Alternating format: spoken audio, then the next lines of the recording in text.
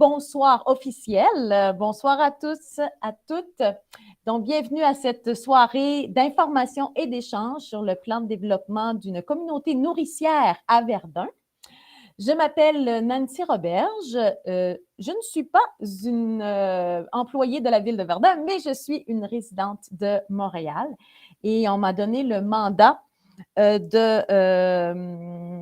on m'a donné donc le mandat d'animer la soirée.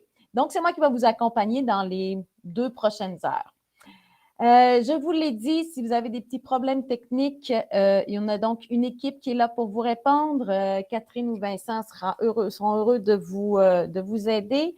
Le numéro de téléphone apparaît dans le chat si vous avez besoin d'aide. On est une quarantaine de personnes, je crois. C'est super, c'est une très, très belle rencontre, un beau groupe.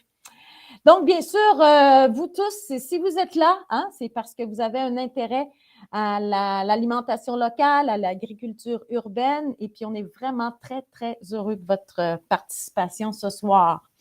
Sans doute, comme vous le savez, un processus de consultation a été amorcé depuis juin. Probablement que vous avez déjà participé à une ou l'autre des actions, c'est-à-dire que l'équipe de l'arrondissement travaille vraiment à un plan de communauté nourricière afin vraiment d'améliorer le système alimentaire à Verdun. Et donc, le but, c'est que ce système-là soit plus local, plus sain, plus équitable et plus durable. Durant les prochains mois, la consultation va se poursuivre. Il y a eu différentes manières de s'exprimer. Sans doute, vous en avez profité. Il y a eu, entre autres, la plateforme Réalisons Montréal, le site Réalisons Montréal où vous pouviez y mettre vos commentaires, vos idées. Il y a eu aussi des équipes terrain qui se sont promenées dans les activités publiques pour vous solliciter, pour recueillir des idées, des commentaires. Il y a aussi des commerces et des entreprises liées à l'alimentation qui ont été sollicités, ainsi que des écoles et des garderies. Donc, on arrive à ce soir où là, l'important, c'est de vous entendre, de vous écouter et de répondre aussi à vos questions s'il y en a. Les objectifs de la soirée. Donc, plus précisément, ça va être de dresser un portrait du territoire, toutes les infrastructures, les acteurs, les initiatives qui touchent l'alimentation à Verdun. On va échanger sur votre vision, les enjeux que vous voyez, les besoins que vous voyez pour améliorer ce système d'alimentation alimentaire local. Et puis, bien sûr, on va recueillir des commentaires et répondre à vos questions. Cela dit, même à la fin de cette rencontre, si jamais par après vous avez d'autres commentaires, d'autres idées qui vous viennent, vous avez toujours la possibilité d'écrire sur la plateforme Réalisons Montréal. Donc, il y aura toujours un formulaire disponible sur cette plateforme si vous voulez ajouter d'autres idées que vous n'auriez pas pu dire ce soir ou qui vous viendraient par la suite. Je vous fais aussi une notification que cette soirée, cette rencontre-là, ce soir est enregistrée. Alors, le but, c'est de pouvoir en faire profiter d'autres personnes par la suite. Donc, elle sera mise en ligne sur le site, la chaîne YouTube de l'arrondissement de Verdun et aussi, bien sûr, sur la plateforme de Réalisons Montréal. Donc, avant de vous dire plus en détail le déroulement de la soirée, quoique je vous l'ai dit quand même pas mal, mais plus en précision. Je vais quand même saluer des gens qui sont avec nous ce soir. Donc, j'aimerais saluer la présence de Marie-Andrée Mauger, qui est conseillère d'arrondissement. Bonsoir tout le monde. Voilà. Je vous aussi vous invite à saluer, excusez-moi, j'ai eu des petits messages de dernière minute. Donc, Pierre Lheureux, qui est aussi conseiller d'arrondissement. Pierre, je vous invite à dire bonsoir si vous le souhaitez. Ah, je crois que Pierre n'est pas arrivé. Normalement, il devrait être avec nous, donc on verra tout à l'heure s'il se joindra à nous. Voilà, alors voilà, ça complète les élus qui sont avec nous pour vous entendre ce soir.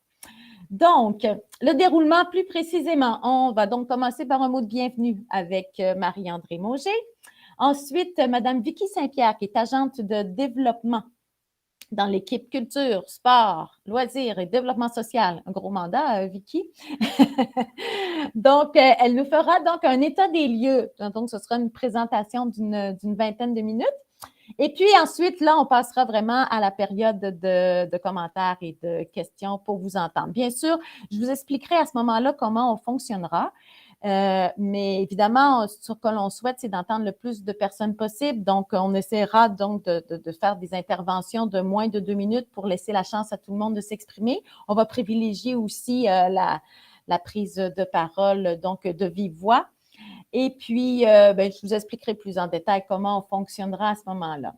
Et puis ensuite, après cette période d'échange-là, on reviendra avec un mot de conclusion de Marie-André Mauger. Donc, je crois que j'ai pas mal tout dit sur le déroulement de la soirée. On va commencer par ce mot de bienvenue. Alors, Madame Mauger, je vous laisse la parole. Merci beaucoup, Madame Roberge, et bonsoir tout le monde. Contente de vous voir quand même en assez grand nombre en cette période de rentrée scolaire. Vous avez vu au début de l'été, l'arrondissement a amorcé son plan de développement d'une communauté nourricière. Moi, je voulais vous dire un peu dans quelle vision tout ça s'inscrit. On travaille en continuité et en cohérence avec d'autres plans adoptés à la Ville de Montréal dans la dernière année ou les 2 dernières années. Je pense entre autres à la vision stratégique 2030 de la Ville de Montréal, au plan climat aussi 2030 qui vise la réduction de nos gaz à effet de serre de 55% d'ici 2030 et la carboneutralité d'ici 2050. Le plan directeur des matières résiduelles aussi, qui a des cibles vers le zéro déchet en 2030, parce qu'on sait que notre site d'enfouissement dans la région de Montréal va être à pleine capacité en 2029. Donc, le compostage des matières organiques, c'est sérieux, c'est pas juste c'est pas juste accessoire. Donc, c'est vraiment la direction qu'on prend à la ville. Et puis, tout ça aussi, la Ville de Montréal a lancé le 1er septembre sa stratégie en agriculture urbaine, une vision jusqu'en 2025. Donc, c'est une première à la Ville de Montréal, une stratégie en agriculture urbaine, bien que Montréal soit quand même leader en agriculture depuis les années 70. On ne le sait pas tous et toutes, mais Montréal, avec le modèle des jardins communautaires, a fait figure de proue à l'international dans les années 70. Et donc, la stratégie, un peu, réaffirme ce rôle de Montréal comme chef de file en matière d'agriculture urbaine, souhaite favoriser l'accessibilité à cette pratique pour tout le monde, mais aussi développer la filière du bioalimentaire sur l'île de Montréal, qui est une île très fertile avec un climat très favorable à la culture. Et puis, tout comme la stratégie en agriculture urbaine, mais notre plan de communauté nourricière va s'intéresser à 4 volets. On pense au volet économique dans la production commerciale, l'accès au marché, le circuit court, le volet écologique par notre empreinte écologique de notre système alimentaire, par la biodiversité, par la réduction des déchets et aussi le volet social en lien avec l'insécurité alimentaire. Et finalement, la santé, la qualité nutritionnelle des aliments. C'est quand même un défi aussi de manger suffisamment de fruits et de légumes frais. Alors voilà, moi je vous ai mis un peu la table ce soir pour l'exercice d'idéation qui va suivre. Je vous souhaite une bonne soirée. Merci beaucoup, Madame Mauger. Effectivement, la table est mise. Alors, je vais vous inviter dans la prochaine 20-25 minutes à écouter donc la présentation que Madame Saint-Pierre va nous faire. Bien sûr, peut-être que déjà vous allez avoir des commentaires ou des questions qui vont émerger dans votre esprit. Je vous invite, ou peut-être que vous les avez déjà, ces commentaires et ces questions. Je vous invite vraiment à les réserver, à garder ça de côté pour le moment. Puis vraiment, à la suite de la présentation de Mme Saint-Pierre, là, on pourra lancer les échanges. Voilà, donc je vous cède la parole. Vicky, c'est à votre tour. Merci Nancy. Bonsoir tout le monde. Je suis vraiment très heureuse d'être avec vous ce soir et surtout de voir qu'il y a un intérêt de la part des citoyens là, par rapport à la démarche de la communauté nourricière. Alors, je vous ai préparé une présentation que je vous mets à l'écran à l'instant. Alors, c'est une démarche qu'on travaille depuis déjà plusieurs mois avec plusieurs partenaires du quartier. Alors, est-ce que vous voyez bien ma présentation? Tout se passe bien? OK. Alors, on y va avec cette présentation. Alors, pour commencer, je voulais vous présenter le déroulement de la soirée, ou plutôt le déroulement de ma présentation. Donc, une première partie qui parle de c'est quoi un plan de développement de communauté nourricière. Ensuite, on va faire un bref portrait de Verdun. Puis par la suite, on va parler des ingrédients d'une communauté nourricière. Et ne vous inquiétez pas, on ne fait pas d'atelier culinaire ce soir. C'est vraiment les conditions pour réaliser cette communauté nourricière qu'on va discuter. Alors, notre objectif ce soir, c'est de définir une vision citoyenne à partir des besoins, des enjeux de la communauté nourricière de Verdun, donc du portrait que je vais vous présenter. Donc, qu'est-ce qu'un plan de développement de la communauté nourricière? Donc, nous faisons tous l'action de s'alimenter plusieurs fois par jour. Puis derrière ces actions-là, bien, il y a un cycle de vie des aliments qui implique une multitude d'acteurs qui travaillent, entre autres, au niveau de la production alimentaire, au niveau de la transformation et de la distribution. Au travers de tout ça, il y a tout le transport qui se fait pour arriver aux consommateurs. Puis, il y a toute la gestion et la valorisation des déchets. Donc, un plan de développement communautaire, c'est une réflexion sur notre système alimentaire. C'est aussi son arrimage avec la planification, la gestion du territoire. Autrement dit, c'est de mettre l'alimentation au cœur de notre planification avec tous les acteurs de la communauté. Donc, on parle des citoyens, des organisations, des entrepreneurs, des institutions et la municipalité. On souhaite travailler ce système pour qu'il soit local, donc reprendre contrôle localement du système alimentaire pour créer des opportunités d'échange, mais aussi pour créer des réseaux de collaboration. On veut repenser notre répartition et l'implantation des activités et des infrastructures pour qu'ils soient distribués de façon équitable sur le territoire. On veut favoriser, bien sûr, la saine alimentation pour tous. Et on veut prendre en compte les sphères sociales, environnementales et économiques du développement durable. Et pour ça, en fait, c'est pour maximiser les bénéfices de toutes ces sphères. J'en parlerai pas assez ce soir, mais l'objectif sous-jacent de cette démarche-là concerne clairement la lutte au changement climatique qui est primordiale actuellement. Donc, voici nos 5 ingrédients de la communauté nourricière. Donc, on parle d'avoir la présence d'un territoire productif, la présence également d'entreprises prospères et responsables, d'avoir l'accessibilité à des aliments de qualité, l'existence d'une demande pour des produits sains et locaux, donc il faut que les acheteurs soient au rendez-vous, et l'optimisation du cycle de vie des aliments. Donc, on a un souci, ajouté à cela, en fait, c'est on a un souci de gouvernance. Donc, on veut qu'il y ait des gens qui réfléchissent ensemble sur ce système pour lier tous les ingrédients un avec l'autre. Alors, je suis rendue à l'étape de la vidéo et je vous la lance à l'instant. Les ingrédients d'une communauté nourricière. Des communautés partout au Québec se rassemblent autour d'un projet nourricier. Elles mettent en place les ingrédients nécessaires pour créer une recette adaptée à leur réalité. Le premier ingrédient, c'est un territoire productif.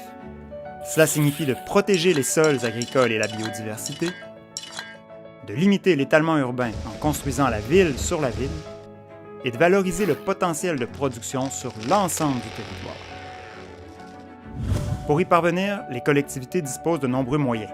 Dédier des espaces pour l'agriculture de proximité, créer des trames vertes productives entre les villes et les villages, et inclure l'alimentation dans la planification municipale et changer la réglementation en conséquence. L'ingrédient numéro 2, ce sont des entreprises prospères et responsables qui contribuent au développement de la communauté. Pour atteindre cet objectif, il est nécessaire de créer des réseaux de solidarité entre les agriculteurs et les artisans locaux, de produire et transformer de façon responsable grâce à des innovations sociales et technologiques et un soutien financier adéquat. Une fois produits, il faut s'assurer que ces aliments soient réellement disponibles. C'est le troisième ingrédient, un accès amélioré à des aliments de qualité. Différentes stratégies permettent d'y parvenir. Implanter des infrastructures alimentaires à proximité des milieux de vie, optimiser le transport vers ces lieux, augmenter l'offre d'aliments frais et nutritifs dans les commerces et les institutions publiques, combattre l'insécurité alimentaire en renforçant le pouvoir d'agir et le pouvoir d'achat des personnes. Pour augmenter la consommation de produits locaux, la population doit être au rendez-vous. Voici donc l'ingrédient 4, une demande de proximité accrue. Les stratégies pour y arriver sont d'intégrer ces aliments dans les circuits de distribution fréquemment utilisés par la population, de promouvoir les circuits de mise en marché de proximité et d'éduquer les mangeurs sur le jardinage, la cuisine et la consommation responsable. Le cinquième ingrédient, c'est un cycle de vie optimisé. Une communauté nourricière contribue à développer une économie plus solidaire et plus circulaire. Les surplus alimentaires sont partagés à la communauté, les déchets sont transformés en ressources pour d'autres activités et le gaspillage alimentaire est réduit de la terre à l'assiette. En mettant l'alimentation au cœur des priorités, nous renforçons l'autonomie alimentaire de nos communautés et notre capacité à faire face à l'avenir.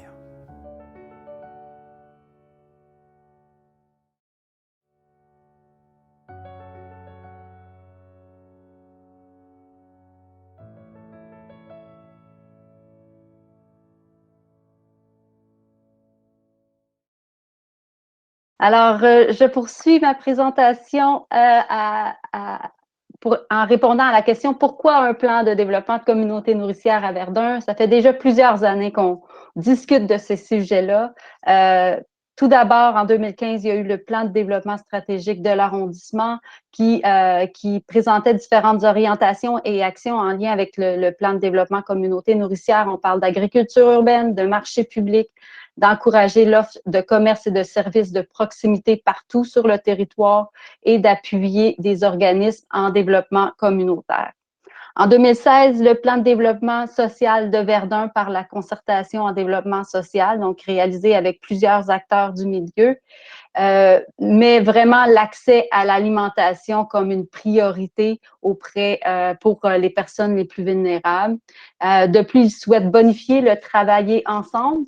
Puis, ils veulent, dans ce plan, on parle également de travailler pour développer une offre alimentaire dans le secteur des marchés Crawford. En 2016, il y a eu également la création du Grand Potager. Donc, ce sont des individus et des organismes du territoire de l'arrondissement qui travaillaient en agriculture urbaine, qui se sont regroupés pour créer le projet au Serre municipal de Verdun. On y compte aujourd'hui 23 membres, dont plusieurs font de la production de végétaux dans les serres et qui réalisent plusieurs activités en lien avec l'agriculture urbaine. En 2018, donc l'arrondissement appuie la déclaration citoyenne d'urgence climatique et donc on s'engage à faire de la lutte au changement climatique une priorité. Et c'est en 2019 qu'on se dit, je pense qu'on est dû pour un plan d'agriculture urbaine à Verdun. Donc, il y a engagement pour réaliser ce plan. 2020 arrive la COVID. Nos systèmes alimentaires sont complètement perturbés. Je ne sais pas si vous vous rappelez les tablettes vides à l'épicerie de plusieurs aliments. Et en fait, ça vient juste confirmer l'importance d'avoir un plan pour rendre notre système alimentaire plus résilient. 2021, donc Marie-André Mauger a déjà parlé de plusieurs plans au niveau de la ville de Montréal, donc je m'y attarderai pas, mais le MAPAC a proposé une subvention aux municipalités pour réaliser un plan de développement de communautés nourricières et nous avons été choisis par le MAPAC pour réaliser cette démarche-là. Donc, je vais passer à la prochaine. Alors, qui est impliqué dans cette démarche? Et je vais vraiment prendre le temps de nommer les personnes parce que c'est un travail extraordinaire qu'ils font avec nous. On se rencontre une fois par mois dans le cadre d'un comité de pilotage pour avancer cette démarche-là. Alors, au niveau de l'arrondissement de Verdun, il y a Guy Lacroix, qui est conseiller en développement communautaire. Manon Bédard, qui est conseillère en planification à la division de l'urbanisme, et Rachel Pilon, qui est agente de recherche en agriculture urbaine, ainsi que moi-même. Ensuite, il y a Roxane Tisdel, qui est avec nous ce soir, que j'ai vu passer de BGC Dawson, qui est coordonnatrice des programmes alimentation et éco-responsabilité. Marie Drouin, administratrice de la concertation en développement social de Verdun et également coordonnatrice de l'association Entre tes mains. Laurence Fauteux, que j'ai vue également. Je suis désolée si j'ai pas vu toutes les personnes du comité, mais je nomme celle que j'ai vue. Donc, Laurence Fauteux, directrice du Grand Potager. Clélia Sèvres, coordonnatrice de la Maison de l'Environnement de Verdun. Également, José-Anne Derome, commissaire en développement commercial de PME Montréal Grand Sud-Ouest. Et celui qui nous accompagne au MAPAC, c'est M. Pierre-Olivier Quesnel. Et notre consultante qui est conseillère au système alimentaire de proximité chez Vivre en Ville, Caroline Fleury-Silini, qui nous donne un grand aide là, dans cette démarche.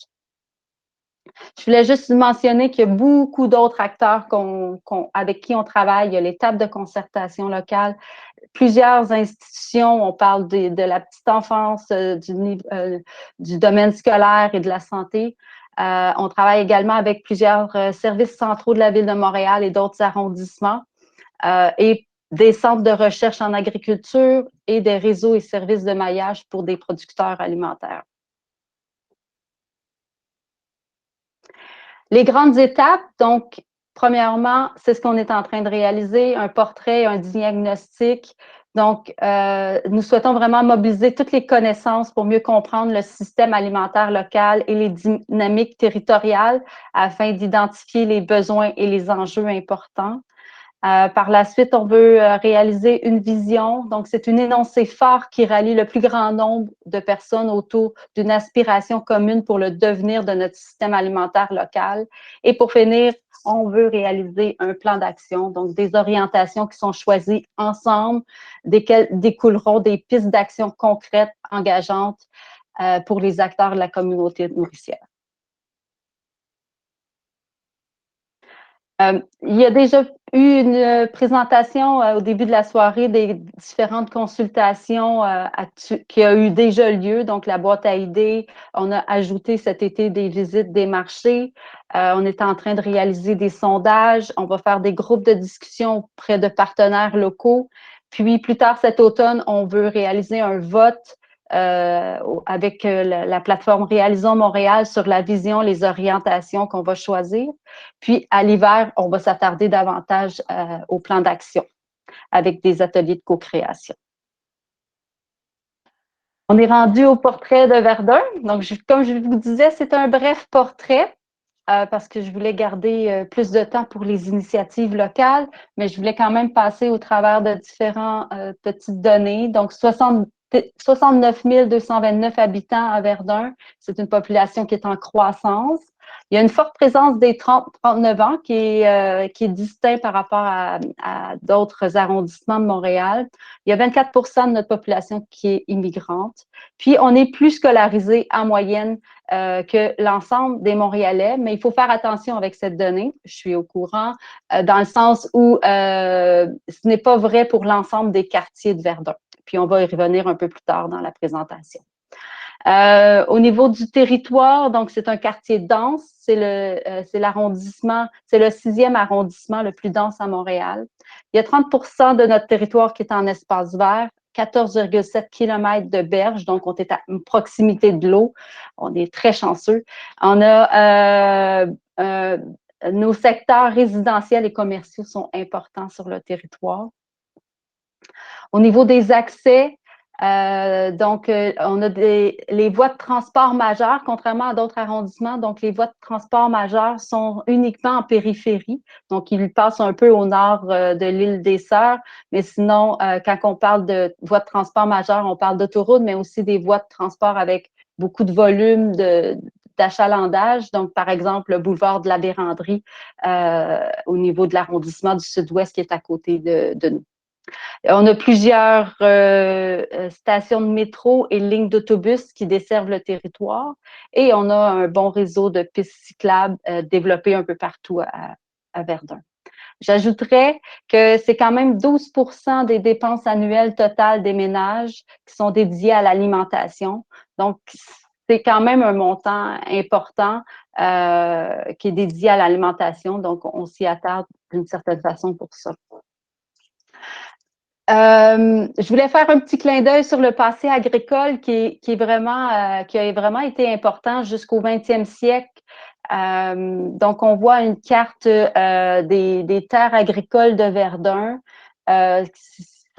C'était au 17e siècle, cette carte-là. Alors, anciennement, Verdun, c'était la côte des Argoulets. Puis, si vous voyez bien, en fait, la planification urbaine a vraiment été réalisée en fonction du découpage des terres du régime seigneurial qui s'y trouvait. Je ne sais pas si vous vous souvenez de vos cours d'histoire, mais en fait, le régime seigneurial, c'était des bandes rectangulaires longues qui étaient perpendiculaires à un cours d'eau pour y avoir accès. Donc, j'ajouterais, donc on voit en bas une photo du boulevard La Salle au début du 20e siècle. Donc, ça ressemble plus du tout à ça. Puis également l'île des Sœurs, en fait, qui a appartenu un certain temps aux Sœurs de la Congrégation de Notre-Dame, qui faisait de l'agriculture, donc sur l'île, et ça jusqu'en 1956. Donc, c'est quand même récent, le passé agricole à Verdun. Donc, je vous disais que j'allais revenir un petit portrait par quartier. On trouve que c'est important parce que tout ce qui est typologie de bâtiments, donc quand on parle des constructions de bâtiments, mais aussi les données sociodémographiques sont différentes d'un quartier à l'autre. Cette analyse par quartier nous permet d'établir des besoins et des enjeux propres à chaque quartier. Alors, grosso modo, au niveau des marchés Crawford, au niveau des typologies, c'est surtout des plex. Donc, on parle de duplex, triplex, quadruplex, mais également des unifamiliales détachées. Il y a une concentration de personnes aînées, d'universitaires et de familles avec enfants. Au niveau du quartier Wellington de l'Église, c'est également des plex, mais également des blocs à appartements en rangée.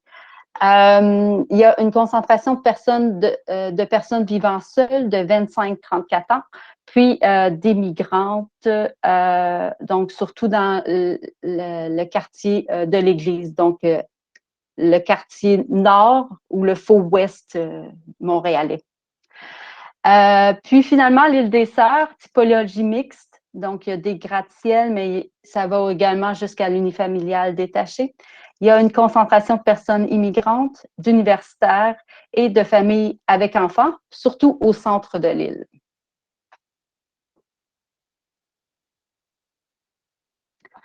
Donc, nous sommes rendus à faire un portrait des initiatives locales à travers les différents ingrédients qu'on a discutés tout à l'heure. Alors, on y va avec en fait, avant de débuter, je veux juste mentionner que c'était vraiment difficile de nommer toutes les initiatives. On va en nommer quelques-unes, mais on est consciente qu'il y en a vraiment plus que ce qu'on va présenter ce soir. Donc, au niveau du territoire productif, nous avons plusieurs initiatives qui produisent des aliments, comme nos jardins communautaires et collectifs. Nous avons également le pôle d'agriculture urbaine au Grand Potager, donc au serre municipal. Et il y a 3 jardins pédagogiques. Enfin, on a été mis au courant qu'il y avait 3 jardins pédagogiques dans les écoles primaires. On a vu apparaître depuis un certain temps aussi, depuis peu de temps, en fait, des aménagements comestibles. Je voulais vous mentionner celui du Centre communautaire Edgar, qui est une initiative citoyenne qui a été faite par Demain Île des Sœurs. Et on voulait également mentionner que les potagers sur les terrains privés sont de plus en plus fréquents. Puis c'est possiblement grâce au cadre bâti de certains secteurs résidentiels de Verdun. Donc, je vous ai mis des petites photos de différentes initiatives qu'on voit à Verdun. Nous passons aux initiatives par rapport à les entreprises prospères et responsables. Donc, pour transformer, pour distribuer, pour vendre les aliments, bien, ça prend des commerces. Alors, l'arrondissement se démarque, entre autres, par sa quantité de restaurants sur son territoire, principalement sur la rue Wellington. Il y a également plusieurs entreprises qui font la promotion d'actions écologiques. Par exemple, épiceries locaux chez Robin, fruiterie Vert Pomme, Bold Barn. Il y a également le café Le Cinquième, qui est un café zéro déchet. Il y a les produits, des commerces qui font la promotion de produits locaux. Donc, Benelux et 2 entreprises torréfactrices. Puis, il y a certains commerces végétaliens. Et je voulais juste vous mentionner qu'on a également un circuit court à Verdun. C'est la Maison de l'environnement de Verdun qui récupère les aliments des aliments invendus de commerces et d'institutions locaux pour les apporter à des organismes communautaires qui les transforment et les redonnent aux familles dans le besoin. Donc, c'est une superbe initiative qu'on a à Verdun. On est rendu à l'ingrédient accès limité à des aliments de qualité. Je suis sincèrement désolée, les cartes sont très petites. En fait, les logos sont très petits. On voulait vraiment s'assurer que tout le territoire soit représenté pour voir un peu la répartition des initiatives. Les cartes vont être disponibles via le site de Réalisons Montréal à la suite de la présentation. Donc, je vous inviterai à aller les revoir par la suite. Donc, on a fait 2 cartes. La première carte, c'est les commerces traditionnels. Donc, on parle de commerces qui offrent des aliments avec des infrastructures permanentes, donc qui ont pignon sur rue. Par exemple, les épiceries et les fruiteries. Sur la carte, on voit une petite pomme rouge. Ensuite, on a les autres magasins d'alimentation spécialisés. Donc, c'est un petit panier mauve qu'on voit sur la carte. Qui sont principalement concentrés sur la rue Wellington. Et on a également ajouté à la carte des dépanneurs qui sont en bleu et les pharmacies en vert parce qu'ils offrent des opportunités pour rendre accessibles des aliments frais. Puis on va voir plus tard que les dépanneurs font une part là, de distribution d'aliments frais. Donc, si on regarde grosso modo la carte, on voit qu'il y a un accès favorable à ces commerces, surtout dans le quartier Wellington de l'Église, mais l'accès est moins favorable au niveau des quartiers de l'Île des Sœurs et des marchés Crawford.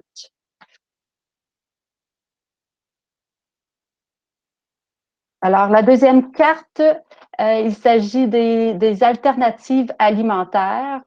Donc, on a mis sur la carte de couleurs similaires. Donc, on voulait ça de cette façon-là. Donc, c'est couleurs jaune, orangé.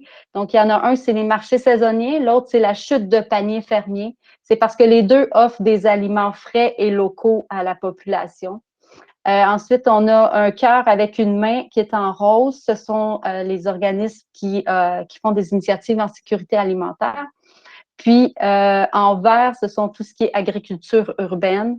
Donc, les petits plants de semis, ce sont des initiatives agriculture urbaine. Et les taches vertes de 2 couleurs, ce sont les jardins communautaires et collectifs du territoire.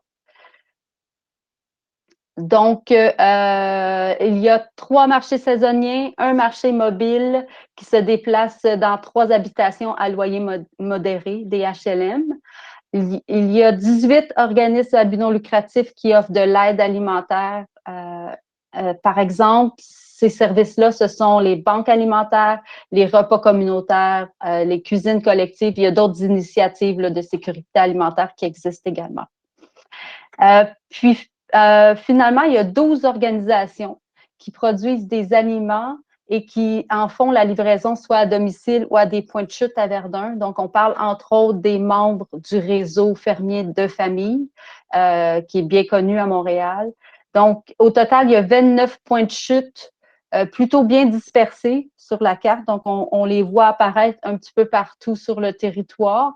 Puis, on trouvait important de spécifier qu'il y a 15 points de chute de la compagnie LUFA, dont 9 qui sont dans des dépanneurs. Donc, tout à l'heure, quand je parlais d'opportunités, les dépanneurs, mais je pense que LUFA a pris cette opportunité-là et offre des paniers LUFA dans les dépanneurs. Et c'est assez bien dispersé là, par rapport à la distribution des paniers LUFA sur le territoire. On est rendu à l'ingrédient numéro 4, demande de proximité accrue. Donc, je vais juste vous rappeler c'est quoi. Cet ingrédient a pour objectif que le mangeur soit au rendez-vous. Entre autres, c'est de l'éducation, surtout auprès des jeunes. Par exemple, l'ensemble des écoles qu'on a déjà sondées offrent des activités de cuisine aux élèves. On a également le kiosque Les Saveurs d'été qui a pris place cette année près de la plage, qui est un projet entrepreneurial qui a été géré par les jeunes, qui a permis d'offrir des produits locaux à la plage de Verdun. Mais on ajouterait également d'autres initiatives qui offrent des produits locaux comme les marchés de la coopérative Abondance urbaine solidaire, le marché bio local de l'île des Sœurs, ainsi que le programme entrepreneurial de l'Ancre des Jeunes. D'autres initiatives à Verdun existent. On parle entre autres de cuisine collective, mais également les bibliothèques qui sont présentes au marché, à certains marchés saisonniers. Donc, c'est des petites photos qu'on voit en bas ici.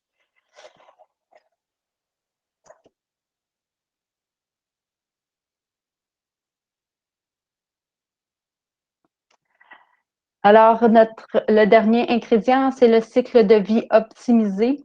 Donc, le circuit court de Verdun que je vous ai expliqué tout à l'heure, c'était quoi?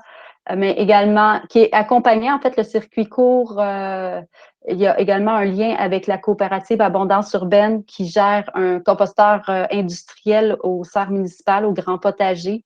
Donc, tous les restants du circuit court qui sont non comestibles sont envoyés à ce composteur industriel pour en faire du compost qui peut être utilisé par la suite localement. Donc, bref, ça, c'est clairement des projets très concrets contre le gaspillage alimentaire et d'économie circulaire. J'ajouterais le programme de sensibilisation de la Maison de l'environnement, et plusieurs initiatives citoyennes, entre autres Demain Verdun qui a fait un projet La tasse en consigne. Donc, toutes ces initiatives-là permettent d'éduquer et d'outiller les acteurs de la communauté. C'est ce qui met fin au portrait des différentes initiatives par ingrédient. On a voulu vous présenter un bref diagnostic de notre système alimentaire actuel. Au niveau des forces, donc internes à l'intérieur de l'arrondissement, on pense qu'il y a une excellente mobilisation citoyenne. Il y a aussi un excellent travail de concertation qui est fait avec les OSBL en sécurité alimentaire. J'en ai pas assez parlé ce soir, c'est extraordinaire tout ce qu'ils font. Il y a le Grand Potager qui développe un projet d'agriculture urbaine au serre municipal qui offre beaucoup d'activités en lien avec l'agriculture urbaine à la population. Puis, il y a une vitalité commerciale, surtout sur la rue Wellington. Au niveau des enjeux, il y a un des enjeux, c'est la synergie entre les différents acteurs et les projets. Tout ce qui est encadrement réglementaire qui faciliterait le développement de projets, développer une vision concertée du développement du secteur bioalimentaire du territoire, puis avoir ou trouver des espaces adaptés pour tous les projets. Donc, des projets que ce soit au niveau communautaire, que ce soit au niveau d'entreprises bioalimentaires, il y a en fait une demande par rapport à ces espaces-là à Verdun.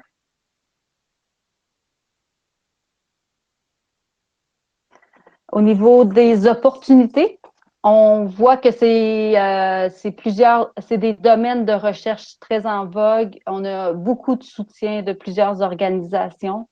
Il y a une augmentation du nombre de programmes de financement liés à l'alimentation. Il y a une prise de conscience de l'importance de l'achat local. Puis, il y a le volet bioalimentaire qui a été identifié dans la planification du secteur X-Dupuis de l'arrondissement.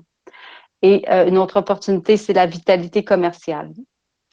Les défis, une demande accrue de services d'aide alimentaire depuis le début de la pandémie.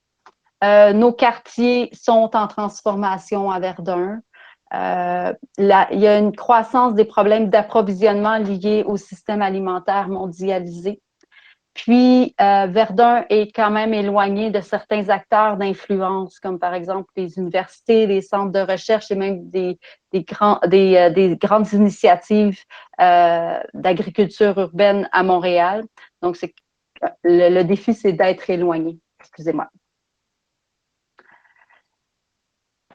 J'ai passé au travers, je ne sais pas si j'ai réussi à le faire en une vingtaine de minutes, donc j'ai passé au travers ma présentation. On va être rendu à la partie échange sur la vision. Donc, on avait proposé, excusez-moi, je recommence. On a 3 questions qu'on voulait vous poser pour alimenter un peu la discussion autour de ce portrait-là, autour de ce que je viens de présenter. Puis le but vraiment, c'est de réaliser une vision citoyenne de ce système alimentaire. Alors, la première question, c'est que vous pourriez répondre, c'est comment voyez-vous notre système alimentaire dans 10 ans? La deuxième étant, quelles actions souhaitez-vous mettre de l'avant dans notre vision? Et pour finir, pourquoi le développement de la communauté nourricière est-il important? Alors, c'est maintenant à vous la parole. Merci beaucoup, Madame Saint-Pierre. Oui, on avait mis la table, maintenant on a mis des choses sur la table, je pense.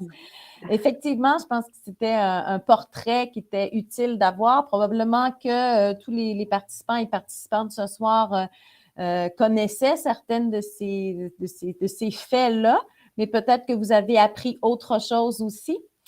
Alors, avant de commencer notre échange, je vais simplement vous guider là, sur la manière dont on va procéder. Alors, il y a 3 manières donc de participer à cet échange-là. Et puis, bien sûr, si la plupart, peut-être, ce sera des commentaires. Si jamais il y a des questions, on essaiera bien sûr d'y répondre le plus précisément possible. Donc, 3 manières de participer, bien sûr, on le fait évidemment dans le respect. Et puis, comme on veut entendre le plus de personnes possible, alors on va vous inviter à limiter vos interventions à 2 minutes, puis essayer d'entendre tout le monde, quitte à revenir et y prendre un petit peu plus de temps un petit peu plus tard. Donc, nos 3 façons, bien sûr, avec en échange ici, de vive voix. Donc, à ce moment-là, vous pourrez donc lever la main et la main virtuelle, bien sûr. Donc, je vous laisse le temps si vous n'êtes pas familier avec la plateforme, la main est dans le bas, au centre. Donc, on vous invite donc à utiliser cette main virtuelle, puis à ce moment-là, les tours de parole se mettront dans l'ordre des mains levées et puis je pourrai vous interpeller chacun votre tour pour entendre votre commentaire ou votre question. Vous pouvez aussi utiliser le clavardage. Si vous avez un commentaire, bien sûr, le clavardage est ouvert. On a Francis, notre collègue, qui est là aussi pour recueillir tous les commentaires qui auront été écrits dans l'outil de clavardage, le chat.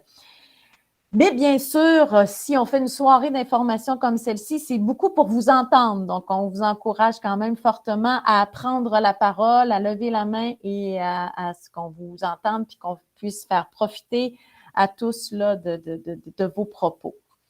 Il y a une 3e manière aussi, je ne sais pas si on a des gens en ligne avec le téléphone, mais c'est une autre manière aussi d'intervenir. Donc, ceux qui seraient avec nous par téléphone, vous faites l'étoile 6 pour intervenir et réappuyez sur l'étoile 6 après être intervenu.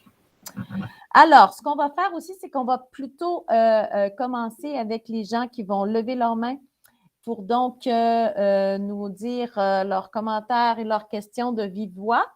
Puis par la suite, on passera dans un deuxième temps à consulter ce qui aura été écrit dans le clavardage. Mais pour le moment, allons-y donc avec vos commentaires. Répondez aux questions que Mme Saint-Pierre vous a laissées ou d'autres. La parole est à vous. Donc, je vois déjà qu'il y a une main de levée. Alors, n'hésitez pas, hein? On va prendre les mains au fur et à mesure qu'elles se manifestent. Alors, on vous écoute, Amélie Bourdiec. Oui, bonjour. Merci pour la présentation parce que je connaissais absolument rien et maintenant j'ai bien compris de quoi il s'agit. Et je me demandais s'il y aura un lien, parce que j'ai bien compris qu'on voulait aussi cibler la diminution des gaz à effet de serre pour diminuer le transport, mais est-ce qu'il y aura un lien dans le réchauffement climatique, dans le sens où on réduirait les îlots de chaleur et qu'on créerait plus d'espaces verts, mais dédiés à l'agriculture urbaine, où les citoyens seraient invités à participer? Allez.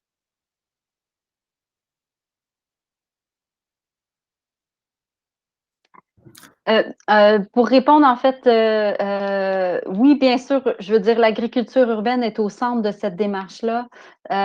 Nécessairement, ça a un lien avec les changements climatiques et la diminution du transport. Donc, ce genre d'initiative-là ou ce besoin-là, oui, est pris en compte là, dans la démarche, tout à fait. Oups, on vient de me dire que mon micro était fermé. Je suis désolée, ça doit être un petit accro. Ma question était plus dans le sens où est-ce qu'il y aura de la création d'espaces verts dédiés à l'agriculture urbaine et est-ce que les citoyens seront conviés à participer d'une façon ou d'une autre? Ah, Marie-André, je crois, veut répondre à cette question. Oui, merci beaucoup. Ben, quand vous posez cette question, ce qui me vient en tête, c'est tout le volet collectif en agriculture urbaine. Donc, on commence à l'arrondissement à planifier des îlots de forêts nourricières. Donc, on voit que de cette manière-là, c'est vraiment les récoltes sont à la disposition de la communauté, puis c'est vraiment en mode collectif. Puis, on a vu par le passé des organismes qui, par la suite, organisaient des ateliers de transformation alimentaire. Donc, c'est vraiment, il y a tout un volet là, qui est peut-être beaucoup plus prometteur des fois que l'aspect jardinage communautaire où on a comme dédié à une personne ou un ménage un espace, un jardinet pour faire de l'agriculture urbaine, mais ça fait qu'à un moment donné, il n'y a jamais assez d'espace. Donc, le mode collectif permet vraiment de maximiser le nombre de citoyens qui peuvent pratiquer l'agriculture urbaine en ville. Merci, Madame Bourdiec. Parfait, on comprend que ça a répondu donc à la question de Madame Bourdiec. On y va avec l'ESPI. Bonsoir tout le monde. Mon nom, c'est Pierre-Alexandre Lessard. Je suis directeur adjoint du Centre de formation professionnelle de Verdun. Je tiens à vous remercier de l'initiative. J'ai pris beaucoup de notes, mais je vais vous exposer la situation. Ça vient jouer surtout les 3 derniers aspects. Si on parle de la gradation, je suis à la recherche, c'est qu'à l'école, dans le cadre de la réussite scolaire, on a un de nos éléments de la perte de nos élèves, c'est des adultes qu'on a, plus souvent qu'autrement des mères monoparentales du secteur de Verdun. Et elles doivent quitter l'école pour aller travailler du fait à l'insécurité alimentaire. On a bénéficié pendant des années, jusqu'à temps l'arrivée de la COVID, de banques alimentaires via Moisson Montréal. On est obligé d'arrêter à cause de manipulation et j'étais à l'autre édifice auparavant, donc à côté de Monseigneur Richard. Maintenant, je suis à l'édifice Galt et il y a une immense cuisine qui dort, qui sert à rien. On cherche à avoir quelqu'un venir donner en même temps de la formation auprès de nos élèves, j'ai beaucoup de notes, le circuit court, on a Moisson Montréal qui serait un fournisseur alimentaire. On est à la recherche d'une personne, bien entendu, prendre en charge la cuisine. Pour pouvoir permettre aux élèves à la fois de bien se nourrir pour réussir, d'un premier temps. Deuxièmement, des instruire sur l'alimentation. On pense qu'en ce moment, c'est la fin des potagers. Donc, par le passé, on donnait des caisses de tomates aux élèves et je retrouvais les tomates dans les poubelles de l'école car ils ne savaient pas quoi faire avec des quantités phénoménales. Donc, on parle d'apprendre la conservation, planifier un menu et pour aussi, à la fin, pour prévenir la perte alimentaire, faire des paniers familiaux à faible coût pour nos élèves. Donc, on parle vraiment des ingrédients qu'on doit acheter à part. Et j'ai un immense terrain vert qui ne sert pas, qui a 2 tables de pique-nique de bois dessus, qui pourrait servir de jardin. J'ai vu qu'on a des écoles, la commission scolaire, des centres de services scolaires qui ont des initiatives de jardin. Et tout ça combiné aussi avec la communauté locale. On est à côté d'un des HLM, une résidence personnes âgées sur la rue Garde. Donc, il y a un beau potentiel pour relier au moins trois des ingrédients, que ce soit la cuisine collective, améliorer la sécurité alimentaire des personnes vulnérables qui sont les élèves, et en même temps, le recyclage alimentaire pour éviter que j'ai vu que plusieurs endroits où on donne souvent des aliments qui sont en fin de, juste avant d'être périmés, mais qui peuvent être très bien cuisinés. Donc, la raison que j'ai assisté à la rencontre, on m'a invité, j'ai trouvé ça fort intéressant ce que vous faites, puis je suis ouvert au partenariat qu'on pourrait faire pour justement pallier à ceci. Donc, voilà mon projet. Merci beaucoup, M. Lessard, hein, c'est ça? C'est ça, exactement. Ouais, merci. C'est d'autres belles opportunités. J'espère qu'on pourra en faire profiter. J'invite maintenant Christopher Sweetham-Holmes à intervenir. Oui, bonjour. Notre famille est résidente au coin de Manning et La Salle. Et on est passionné par les plantes pollinisateurs, puis aussi on a des jardins potagers. Et on a surtout des commentaires un peu techniques dans un certain sens. On a noté récemment que dans les règlements de zonage, par exemple, je ne pourrais pas mettre une serre, et même une petite serre, sur le côté avant de la maison, parce que les règlements ne permettent pas. J'avais fait un commentaire autour de les changements de règlement actuels, puis c'était commenté que mais ça devrait être traité à l'intérieur de cette initiative, parce que il est permis dans la cour arrière, mais c'est un peu bizarre parce que si c'est le côté sud, il faut mettre le serre le côté sud. Donc, on n'a pas de choix de cour arrière ou avant. Donc, je crois qu'il devrait être considéré d'assurer, parce que, effectivement, on a déjà commencé à faire beaucoup de plantes qui poussent dans notre sous-sol dans l'hiver. On commence plusieurs différentes plantes, en particulier des asclépiades et des autres plantes comme ça. Donc, le deuxième commentaire, c'est lié à l'importance des plantes pollinisateurs, parce que si on veut encourager de plus en plus les jardins communautaires, ça prend des abeilles et des autres insectes. Donc, nous, on essaie nous-mêmes de pousser ces points. Donc, c'est important de ne pas oublier que c'est partie de l'écosystème, d'encourager ça. Puis, malheureusement, quand on regarde Verdun, il y a beaucoup de gazon partout. Puis, un gazon, c'est effectivement un terrain qui est zéro diversité biologique, c'est mort. Donc, c'est important de considérer comment on peut faire encore plus d'initiatives d'encourager les plantes, particulièrement qui favorisent les pollinisateurs, des abeilles, des papillons, etc. Donc, ça, c'est le deuxième point que j'ai. Merci. Merci beaucoup, Christopher. Je pense qu'effectivement, c'est très pertinent ce que vous amenez. Ça tombe sous le sens, hein, le vrai bon sens, mais effectivement, il faut aussi que l'encadrement politique, administratif suive, effectivement. On poursuit alors avec Julien Letruit. Bonjour, vous m'entendez? Oui, très bien. Oui. Moi, j'ai 2 questions. Alors, il y en a une, je vais rebondir tout de suite sur Christopher qui parlait des règlements. Est-ce qu'il y a une initiative d'analyse un petit peu des règlements à Verdun pour s'assurer que justement c'est cohérent? Par exemple, je ne sais pas, il y a certaines villes qui interdisaient les poules ou les jardins potagers en avant de sa maison. Christopher a parlé des serres. Aussi, il y a certaines villes en Europe qui commencent à avoir une politique de zéro artificialisation des sols. Est-ce que c'est le genre de choses auxquelles on pense ici? Parce qu'évidemment, plus on artificialise, moins c'est d'opportunités pour planter quelque chose de comestible. Donc, ma première question, c'est ça. Est-ce qu'il y a une petite revue du règlement pour s'assurer que tout est cohérent avec les objectifs? Puis ma deuxième question, c'est ça serait quoi les critères de succès? Comment est-ce qu'il y aurait une mesure d'impact, un monitoring pour s'assurer que les actions finalement ont les effets escomptés après? Ou il y a eu beaucoup d'initiatives dans le passé où il y a plein de mesures qui ont été faites, mais sans forcément mesurer l'impact. Et finalement, il y a plein de choses qui ont été faites, il y a de l'argent qui a été dépensé, mais il n'y a pas vraiment de résultat. Donc, c'était mes deux questions, règlement, puis c'est objectif et mesure d'impact. Merci beaucoup, Julien. Alors, qui veut répondre d'abord sur l'analyse des règlements municipaux? Madame Saint-Pierre?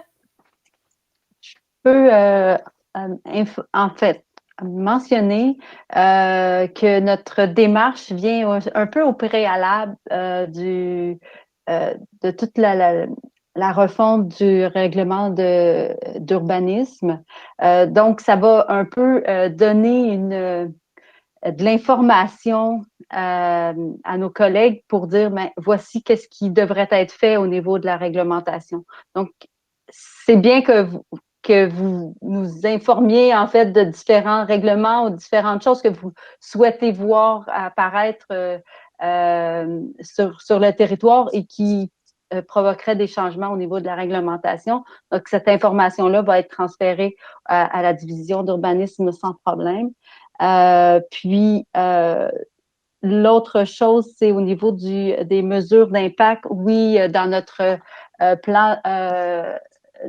plan d'action, on souhaite effectivement trouver une façon qui est une analyse, en tout cas, une façon de s'assurer qu'il y a un impact sur les actions qu'on va mettre en place. Donc, on veut que ce soit concret comme piste d'action et qu'on puisse les analyser, qu'il y ait un suivi là, par la suite par rapport à ces actions-là.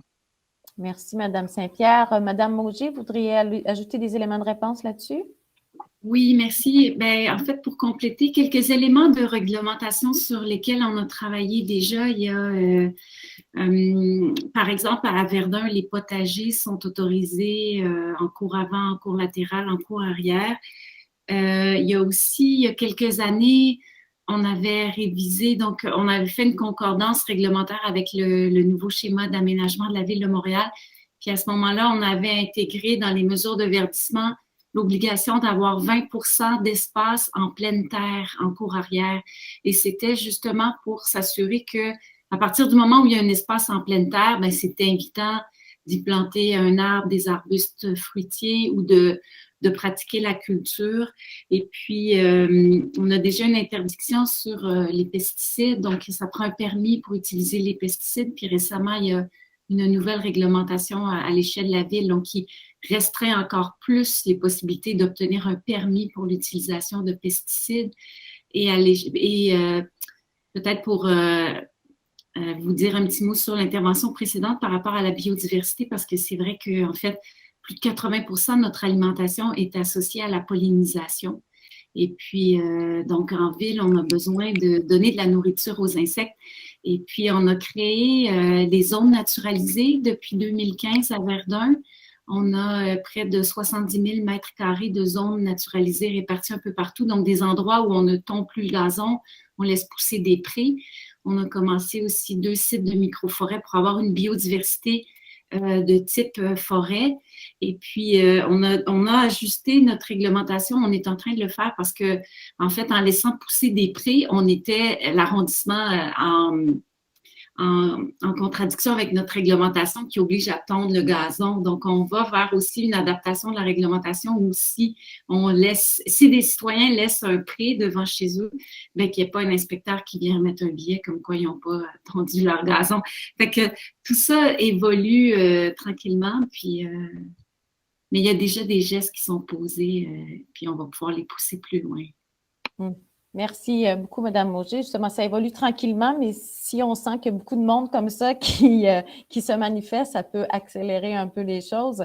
Je vois qu'il y a 2 autres personnes qui sont en ligne là, pour intervenir. N'hésitez pas les autres, si vous avez d'autres commentaires, d'autres questions, on est là pour ça. Alors, on va maintenant passer la parole à Carmela. Oui, bonjour. Moi, en fait, je suis en train de démarrer mon entreprise. Donc, on fait une production de protéines à base d'insectes pour l'alimentation animale. Puis nous, on est une économie circulaire. Donc, on revalorise les déchets organiques. On leur donne une deuxième vie. Donc, ça peut provenir soit du gaspillage alimentaire ou des résidus d'industrie agroalimentaire. Puis, nos propres déchets sont transformés en fertilisants. Je voudrais savoir, je ne sais pas si on est en train de chercher un lieu d'implantation. Je ne sais pas si vous avez des initiatives pour aider les entreprises à venir s'installer, si vous pouvez aider pour la réglementation aussi, parce que c'est un peu touché pour les insectes, là. Ça reste quand même relativement nouveau au Québec. Donc, je ne sais pas si vous avez déjà des installations pour l'agriculture urbaine. Je sais qu'il y a d'autres centres qui le font dans Montréal, mais je voulais savoir pour ça. Est-ce que Mme Saint-Pierre pouvait répondre? Merci. Oui, faudrait que je retrouve le nom, mais il y a le laboratoire d'agriculture urbaine qui a lancé ou va lancer des programmes d'aide pour les producteurs ou en tout cas, il y a quelque chose en lien avec le bioalimentaire. Donc, il faudrait voir si votre projet entre à l'intérieur de ça.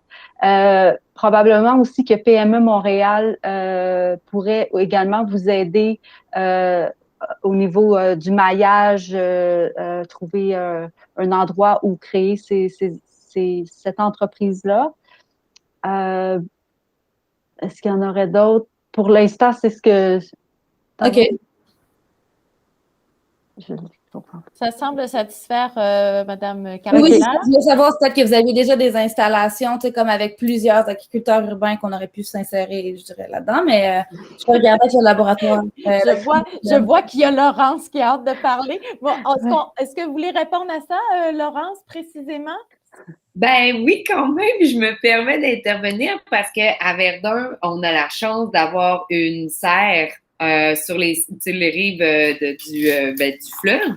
Donc, c'est une infrastructure de production agricole qui est unique à Montréal. Grand Potager, qui est un OBNL, ça fait 5 ans qu'on utilise les serres et qu'on essaie de les mettre à disposition de plusieurs agriculteurs urbains. Donc, je pense que, Vicky, toi, tu parlais de la centrale agricole qui offre des locaux. Oui, oui. C'est ça. Nous, c'est sûr qu'au Serres de Verdun, c'est un peu le même principe. C'est sûr que les serres, nous, c'est des serres. Donc, je ne sais pas si vous avez besoin d'un environnement extrêmement ensoleillé. Mais tu sais, je veux dire, nous, au Serres de Verdun, on a déjà une vingtaine de membres qui sont des producteurs d'agriculture urbaine, des coops, des entreprises, des OBNL, des projets citoyens. Donc, ne serait-ce que de faire partie de ce milieu-là pour rencontrer des gens qui sont un peu dans le même domaine. C'est super intéressant pour le réseautage, etc. Il y a peut-être des lieux qu'on peut vous trouver chez Grand Potager qui pourraient convenir à votre type de projet. Donc, je vous encourage à entrer en communication avec moi. Puis nous, notre but, c'est aussi d'offrir, d'appuyer un peu les producteurs en agriculture urbaine. Donc là, moi, je parlais aujourd'hui à PME Montréal, notre conseillère, puis on était comme, peut-être qu'en janvier, février, on pourrait organiser une genre de présentation pour montrer c'est quoi les différents programmes de financement, d'accompagnement qui sont, tu sais, parce que dans le fond, que ça soit dans l'industrie alimentaire, dans d'autres industries, il y a beaucoup, beaucoup de sources de financement, de formules d'accompagnement. Nous, on essaie de se spécifier en agriculture urbaine. Donc, ça, c'est à Verdun même. Vicky, tu as 100% raison. AULAB fait un travail extraordinaire à Montréal. Il y a l'école des agriculteurs urbains qui vient de commencer. C'est un programme d'accompagnement. Donc, tout pour le plan d'affaires, les orientations stratégiques, le développement de votre projet, AULAB a plein de ressources. Puis nous, à Grand Potager, ce qu'on vise, c'est de fournir les ressources techniques, les ressources matérielles, les espaces de production, puis de mettre tous les gens qui font de l'agriculture humaine dans le même local pour pouvoir, tu sais, qu'on s'aide un peu comme une communauté de jeunes entrepreneurs. Donc, je voulais répondre à Mme Baudouin spécifiquement là-dessus. Je peux attendre mon tour pour la suite. Parfait, on reviendra avec vous. Merci. Excellent, c'est très inspirant vos initiatives. Merci de votre patience. Demain Verdun, on vous écoute maintenant. L'intervenant de Demain Verdun, que je ne sais pas son nom. Oui. Ah, voilà. Oui, excusez-moi, ça, en fait, j'ai pas d'adresse Google. Fait que voilà. Mais en même temps, c'est d'à propos, là. On a même été cités. Merci beaucoup, Mme Saint-Pierre. Superbe présentation. C'est d'une qualité exceptionnelle. Laurence, tu es toujours aussi éloquente. C'est magique aussi de t'entendre. En fait, moi, je commencerai peut-être par répondre aux questions là, qui avaient été posées. Bon, dans 10 ans, moi, j'aimerais ça, justement, là, on le voit déjà, une meilleure synergie. Bon, Demain Verdun étant ce qu'il est, ça veut dire une initiative citoyenne. On a beaucoup de projets, puis là, il y a de plus en plus de citoyens et citoyennes justement qui se penchent sur la question. On a déposé, je pense, 4 projets là, de différentes envergures. En lien avec l'agriculture urbaine. Par contre, nous, on ne peut pas nécessairement se présenter à 13 heures ou 14 heures ou 11 heures parce qu'on n'est pas justement une entreprise en soi. Donc là, on aimerait ça justement que parfois, peut-être dans les 10 prochaines années, que ce ne soit pas toujours sur l'heure où les citoyens et citoyennes travaillent, où il y a des réunions entre justement les entreprises d'économie sociale ou des coops ou même privées. Fait que c'est sûr que dans 10 ans, j'aimerais ça. J'aimerais ça. Je pense que ça serait fun là, dans la transition environnementale et tout. Puis dans l'indépendance aussi alimentaire, on l'a dit, là, on est super dépendant des États-Unis et d'autres pays dans le système alimentaire. Puis, en ce sens, je pense que dans 10 ans, ça serait fun aussi d'avoir pas juste, en tout respect, Laurence, mais pas juste une serre qui est surtout basée dans l'ouest de Verdun, puis peut-être en avoir une autre là, dans l'est. Et à ce propos, vous pourrez aller voir sur Réalisation Montréal le petit descriptif, mais le plan, c'est quand même mise en branle. Par contre, ça serait sur la promenade de l'Aqueduc entre la rue Riel et Willibrod. Donc, qui pourrait desservir là, plusieurs écoles, puis plusieurs organismes. Donc, voilà. Fait que dans 10 ans, il faudrait aussi sensibiliser les gens. C'est beau être des acteurs, puis des acteurs, ça veut dire aussi prendre beaucoup de charges sur nos épaules. Là, je parle pas juste des citoyens, mais je parle aussi des entrepreneurs qui prennent des grands risques. Parfois, malheureusement, ça se termine par des échecs, mais par contre, des fois, c'est des réussites, mais c'est des risques quand même. Puis, il faut pas se sentir seul là-dedans. Fait qu'il va falloir aussi que la Ville de Montréal et l'arrondissement de Verdun, peu importe qui va être le maire ou la mairesse là, aux prochaines élections, puissent, dans 4, 8, 12 ans, élaborer des politiques qui vont être durables aussi, parce que je pense qu'il faut aller en ce sens. Pour faire une histoire courte et pour ne pas monopoliser le micro, je vais passer à la deuxième question. Quelle action souhaitez-vous mettre de l'avant dans nos visions? Nous, on en a 4 là, demain Verdun. Il y aurait mettre justement les toits verts pour valoriser davantage les toits verts. Puis ça va dans le sens de la réglementation aussi. Là, on a passé des toits de goudron au toit blanc, mais ça serait bien dans une vision progressiste et vraiment sortir de la boîte, que ce soit des toits verts. Là, on parle d'élection du puits. J'espère qu'il va y en avoir. Puis le fameux argument qui nous sort, oui, mais c'est le consommateur ou la consommatrice là, des condos qui va payer pour ces toits-là. Ils vont déjà payer pour beaucoup de choses. Fait que je pense qu'on est là. Sinon, c'est les générations futures qui vont payer de toute manière, d'une manière indirecte. Et on peut voir à Griffintown comment ça a été un échec lamentable. Fait que ne reproduisons pas, s'il vous plaît, la même chose pour Exxon du Puy. Puis, fait que nous, on aimerait savoir justement un échantillon, si on peut dire, à offrir aux gens, à la population, quoi. Tu sais, frapper l'imaginaire au stationnement Intel, qu'on aime ou qu'on n'aime pas. On a quand même mis 3 millions de dollars dans du béton. Fait que ça serait le fun qu'il y ait justement un modèle, tu sais, quelque chose, un démo, une démonstration de toit vert. Donc, voilà. Un autre projet qu'on a mis de l'avant, c'est... j'espère que ça va aussi aller, que ça va être facile et fluide pour ce projet-là, mais ça serait d'inviter les biquettes qui sont bien implantées aussi à Montréal, au Parc Maisonneuve, pour faire de la sensibilisation. Ça commence par les jeunes. Moi, j'ai l'honneur de travailler dans une école.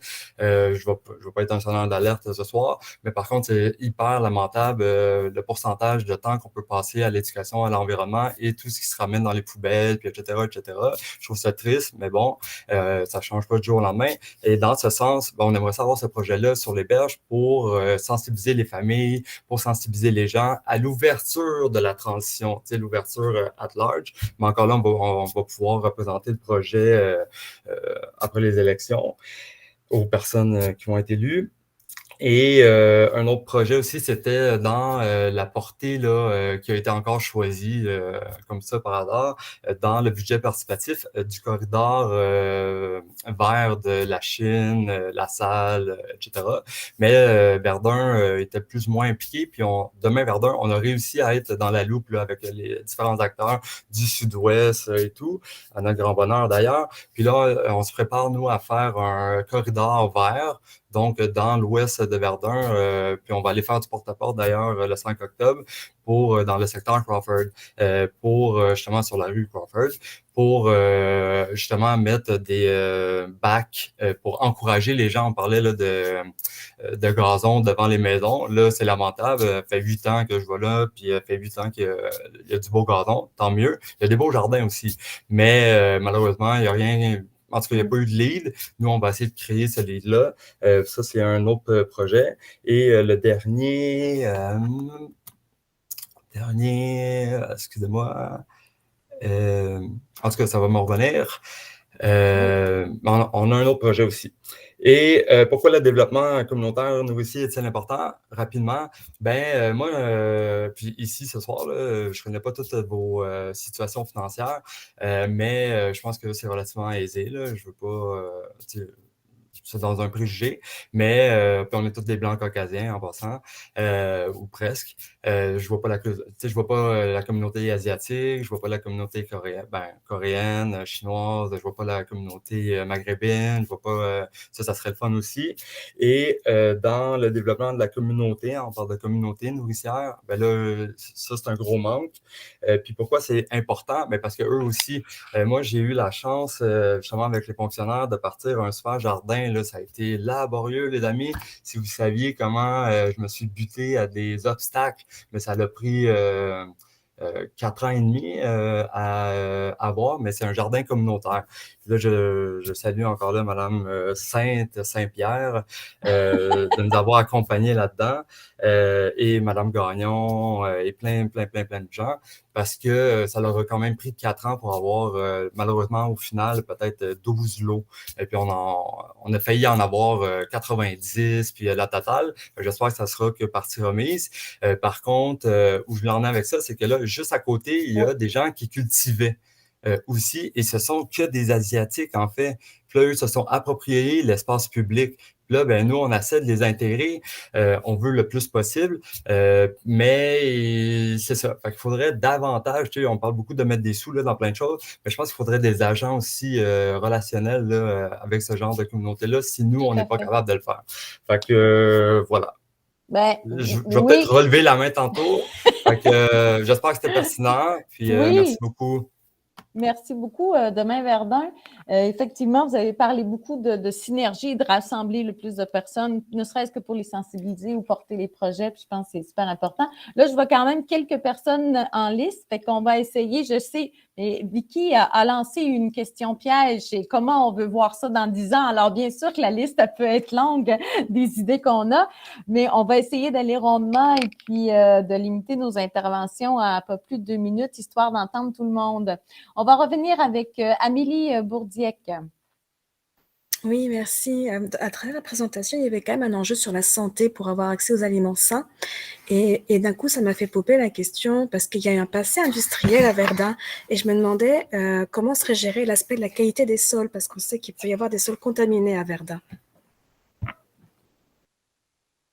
Merci. Alors, une question, est-ce qu'on veut y répondre tout de suite? On la garde? Je peux rapidement répondre. Souvent, la question de tout ce qui est contamination des sols, il faut, oui, avant de mettre en place un jardin, il faut y réfléchir. Souvent, on va faire plus en ville des bacs de plantation pour s'assurer que le sol n'est pas contaminé. Donc, mais tout à fait, c'est un enjeu là, qui est identifié là, pour la production agricole en terre, là, directement en terre. Merci, Mme Saint-Pierre. J'espère que ça répond à la donc, question. si j'ai bien compris, on favorisera les cultures surmontées ou hors sol parce qu'on ne peut pas gérer cet aspect-là chez les privés et à toute l'échelle de l'arrondissement. Exactement. On va poursuivre avec Danielle Monfait. À vous la parole, Danielle. Oui, bonjour. je veux savoir s'il y avait une planification de faire des rénovations justement aux serres de Verdun, parce qu'on sait très bien qu'ils sont relativement archaïques et peu efficaces. Donc, si on veut pouvoir améliorer l'offre, évidemment, ça serait peut-être une solution de les moderniser quelque peu. Je pense que la Laurence voudra répondre. Bien, écoutez, nous, en tant qu'organisme, c'est sûr que ça fait partie de nos plans. Donc, je vous dirais que ça fait 5 ans qu'on travaille un peu sur identifier les besoins, identifier qui veut utiliser le site, comment on veut utiliser le site, etc. Puis là, cette année, vraiment, là, on a mis vraiment le paquet pour essayer de rassembler toutes ces données-là pour faire émerger une vision vraiment collective, concertée de les serres de Verdun, qu'est-ce qu'on veut faire avec, à quoi ça ressemble si on continue à travailler comme ça en partenariat avec l'arrondissement. C'est sûr que c'est pas Grand Potager qui a le dernier mot, là, c'est un bien public, donc tu sais, il y a l'arrondissement qui le gère, il y a plusieurs groupes aussi qui sont impliqués. Donc, mais nous, à Grand Potager, c'est vraiment ça qu'on veut. Donc, tu sais, là, je vois votre question, ça vous intéresse. Nous, au mois d'octobre, on va avoir une consultation un peu plus à l'interne. La première étape qu'on essaie de faire, c'est de consulter les partenaires, les collaborateurs qui utilisent en ce moment les serres pour pouvoir voir c'est quoi les besoins réels. Puis après ça, notre but, c'est d'amener cette vision-là puis de la partager avec les citoyens pour faire des charrettes de design, pour essayer de voir un peu, tu sais, les producteurs auraient besoin de ça, vous, comment vous le voyez, les citoyens. Donc, moi, je dirais qu'à partir de, tu sais, du mois d'octobre, novembre là, 2021, on commence un processus qui va prendre quelques mois pour vraiment essayer de rassembler là, tout le input qu'on peut concernant les serres de Verdun. Donc, Madame Monfait, je vous recommande vraiment de me contacter. Là. Je vais laisser mon courriel dans le chat pour ceux qui veulent me contacter. Mais si ça vous tente de vous impliquer, d'être au courant de ces discussions-là, de participer aux tables, nous, d'avoir des citoyens qui veulent vraiment s'impliquer là-dedans, c'est super précieux. Et puis, c'est sûr que je pourrais vous tenir au courant aussi des prochains événements par rapport au design des serres. Il y a un chercheur étudiant qui va venir nous aider à mettre ça en place. Ça serait quoi le plan d'implantation? Quels espaces on voudrait? À quoi ça pourrait ressembler? Donc, en tout cas, c'est vraiment une période excitante aux serres en ce moment. Donc, je vous encourage vraiment à m'écrire pour que je puisse vous expliquer un peu c'est quoi les différentes possibilités d'implication. Ou juste vous dire comment je fais à avoir l'information parce que c'est des grosses questions qu'on se pose nous aussi. Excellent, excellent. Donc, mais juste pour vous rassurer aussi, on a plusieurs architectes qui nous ont dit qu'on avait quand même un bon 10 ans encore de vie dans ces serres-là. Donc, rien ne va changer. Ça dépend, c'est quoi ta perspective? Moi, je regarde l'énergie puis je la vois fuir de partout. Ah oui, non, c'est sûr. On ne chauffe pas, on n'a pas tant que ça de jardin tropical, ça c'est sûr. On ne fera pas de bananes. Mais il y a toujours moyen de produire 3 saisons. Des laitues, des carottes d'hiver, en tout cas. Donc, il y a plein de projets d'hiver. On a des champignons même qui commencent. Donc, c'est des cultures qui peuvent quand même bien performer avec des températures basses. Mais contactez-moi, je vais vous mettre au fait. Merci, Laurence. Je crois effectivement que vous avez un dialogue à poursuivre toutes les deux. Ces soirées-là sont faites pour ça aussi, pour se mettre en lien. On va continuer. On a encore quelques mains levées. Alors, on poursuit avec Jancy Mercier. Oui, salut à tout le monde. Merci pour la présentation, Vicky. Madame Saint-Pierre, je vais dire, excuse-moi. Et merci Marie-André Mauger d'être venue à la rencontre. Moi, je suis apicultrice urbaine. Je suis au SAD depuis 2017.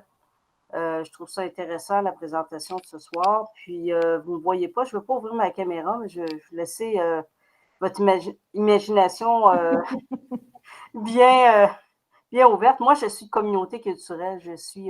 J'ai un teint basané puis des petits cheveux frisés.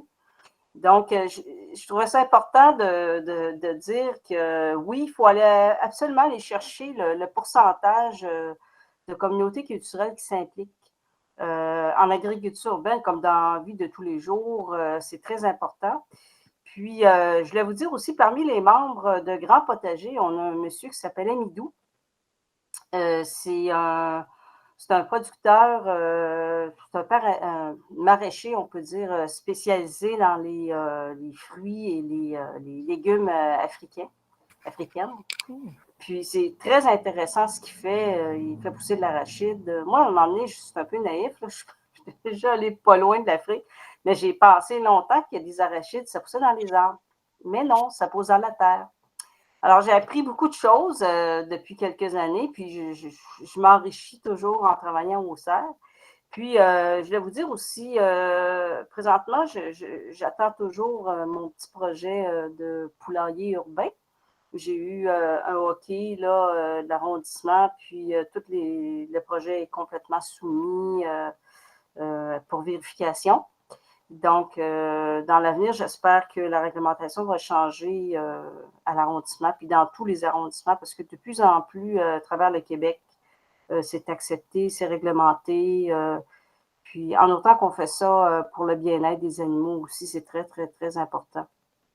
Donc, moi, je pense que l'avenir va être vraiment intéressant si on inclut ça dans tout le verdun nourricier. Ça va être très bien.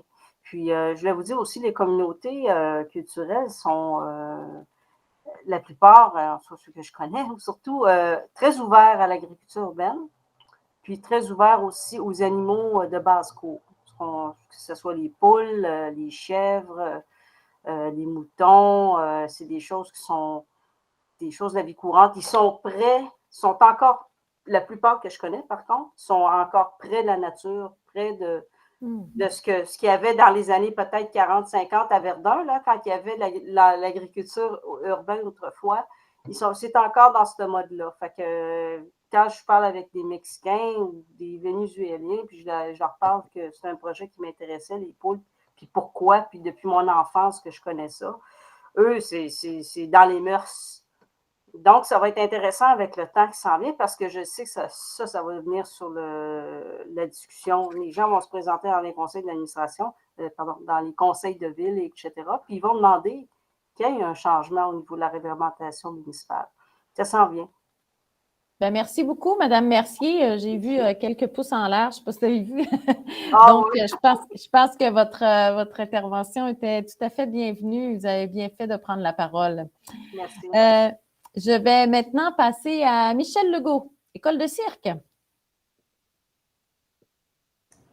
Oui, moi, je veux juste dire que je trouve que je n'étais pas tellement au courant, là, je suivais ça de loin, mais c'est une très belle démarche. Je trouve que la ville fait des efforts là, pour essayer de pousser ça. Entre autres, l'histoire des lopins de terre, là, la jachère, devrait en avoir plus. Mais je comprends aussi que les gens de Verdun, c'est des urbains et ils ne comprennent pas toujours c'est quoi laisser pousser du foin. Là. Moi, ça a été mon enfance, mais en tout cas, je trouve que c'est des belles choses. Puis je pense que si on veut continuer à pousser ça, c'est l'éducation. Il n'y a pas grand-chose d'autre à faire que d'en parler, puis d'en reparler encore. Et puis peut-être que la ville, pourrait développer des sites où, je pense entre autres, pour Anne-Marie Mauger, le parc des Marchais qui est en jachère de gazon, pourrait devenir, si avec des aménagements, il y a les serres, il y a ici, puis il y a le parc terrien, où il pourrait y avoir des espaces où il pourrait y avoir un marché public à Verdun. C'est-à-dire que ça peut servir pour éduquer, mais ça peut servir pour que des gens viennent vendre des produits, des maraîchers. C'est ça que j'ai. Puis quelque chose de simple, là, pas coûteux, comme la piste de danse là, en face de Dawson. Je ne veux pas de Dawson, mais le Douglas, ouais. Je veux dire, ça ne coûte pas cher, il n'y a pas de chauffage, ça marche tout le temps, c'est simple. Ça pourrait être aussi simple que ça, là, en tout cas. C'est des aménagements urbains qui pourraient permettre aux gens de se rencontrer. Puis c'est l'éducation qui va faire la différence. C'est pas ça ne donne rien de mettre des millions et des millions et des millions et des millions dans... C'est comme le monsieur qui parlait tantôt, là, Monseigneur Richard, là, l'édifice Galt. Là. Il y a peut-être quelque chose à faire avec ça. Je pense que les gens ont besoin d'en entendre parler puis de le vivre. Parce que des tomates, on peut en acheter à l'épicerie. Une caisse de tomates, là, c'est intimidant. Tout seul de même, là, la tomate, voilà. Merci beaucoup, M. Legault. Je retiens, il faut le vivre, oui, leur permettre de le vivre. Il faut le vivre, il faut le diffuser. Oui, ça pourrait être un bon slogan même. Oui, peut-être. Oui, alors, on note toutes ces idées-là qui sont proposées ce soir. Je vais poursuivre avec Louise Constantin. Oui, bonsoir. Merci beaucoup là, pour cette rencontre. Moi, je vais aborder 3 points assez rapidement là, parce qu'on peut élaborer plus tard. J'ai travaillé, moi, dans la plus grande coopérative d'habitation du Canada, à Pierrefonds, la coop Village Cloverdale, 866 logements, 3000 habitants. Et j'étais responsable de la vie associative et je cherchais des moyens de développer un esprit d'appartenance et de développer du leadership chez les membres. Et je me suis inspirée d'un projet qui venait de Notre-Dame-de-Grâce, qui était des jardins coopératifs, c'est-à-dire non pas des jardins où chaque personne a son lopin, et fait pousser ses tomates, mais où tout le monde fait pousser globalement des produits et se les partage. Et ça a été une expérience extrêmement positive parce que ça a amené les gens, les voisins à se côtoyer, à se connaître, à partager des connaissances. Et c'est une coopérative qui est extrêmement multiculturelle, donc ça a été un élément très positif. Là, là, c'était, je dirais, les fleurs. Madame Mauger me voit venir. On a parlé de jachère, on a parlé là, de laisser pousser les plantes. Alors, je sais qu'elle sait tout de suite de quoi je vais parler. Madame Saint-Pierre aussi. Alors, il y a toujours des effets pervers. Et moi, je mène la bataille contre les plantes allergènes et la fameuse herbe à poux. Alors, il y a aussi cet élément-là dont il faut tenir compte dans l'aménagement. Alors, bon, vous connaissez déjà là, mes préoccupations au sujet-là, mais il faut penser le pour et le contre. Et le troisième élément, c'est bien là, d'aborder un thème comme ce soir, mais il faut éviter peut-être d'avoir une vision en silo. Je fais référence là, à la question, à l'élément qui a été mentionné de terrain contaminé. Alors, c'est clair que si on parle d'alimentation, on parle de personnes qui ont aussi d'autres besoins, dont le logement. Je pense notamment au secteur du Puy-Hixon, où il y a un projet citoyen d'aménagement global là, qui porte sur le logement, sur le verdissement, sur l'accès à l'alimentation, à des services communautaires, puis le terrain d'Étang-la-Berge. Donc, il y a aussi une problématique. Alors, peut-être que si on veut faire des jardins, de faire des boîtes suspendues, ça peut être une solution, mais une solution partielle. Alors, j'invite les personnes, les organismes qui se préoccupent d'accès à l'alimentation à être, je dirais, solidaires des autres besoins, notamment celui du logement et la question de la décontamination nous concerne de façon tout le monde est concerné par ça. Donc, une solution qui est bonne pour un secteur est peut-être pas la meilleure pour l'autre. Et je pense qu'il faut avoir une vision globale et être solidaire pour que tous les besoins soient comblés et non pas seulement un seul secteur. Merci beaucoup. Merci, Madame Constantin. Effectivement, c'était aussi pour ça qu'il y avait la démarche de présenter les différents quartiers, ce qu'il y avait déjà dans le portrait, là, selon les secteurs. Puis j'entends aussi, comme vous le dites, qu'il y a des effets pervers et que tout est lié. Donc, il faut vraiment être conscient de tout.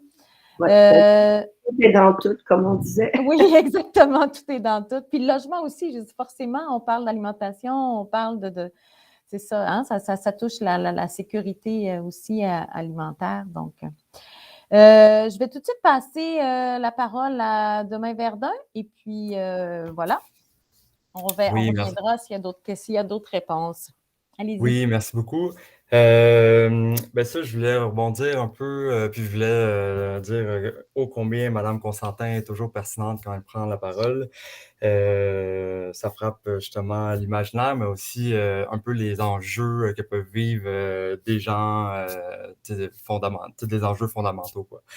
Alors, je voulais juste peut-être rapidement, là, 3 points. Le premier, c'est je vous encourage toutes et tous à faire de la pression sur le politique. Là, on a l'honneur, la chance de voir Mme Mauger à l'écran. Bon, elle siège présentement. Puis là, il y en a en tout cas qui vont siéger, je parle plus au niveau politique, encore jusqu'au mois d'octobre officiellement.